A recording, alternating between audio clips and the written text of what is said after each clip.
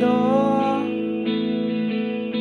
Nagulat din ako nung malaman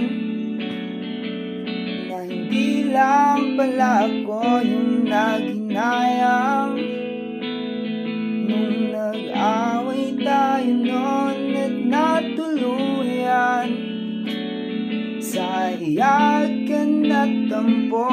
At sandali lang, huwag ka munang magsalita, di ko hahayaan lahat ito ay mawala. Ang iniisip ko, kung pwede pa ba tayo?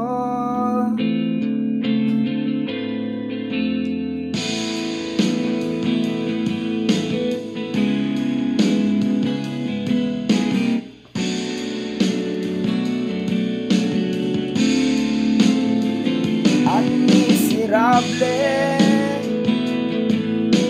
paulit-ulit lang ang nangyayari.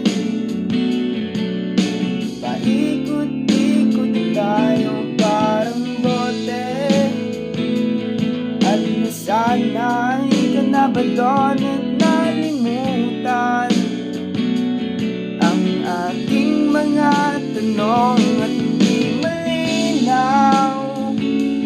Pwede bang huwag kang sumigaw, di ko hahayaan lahat ito ay maligaw.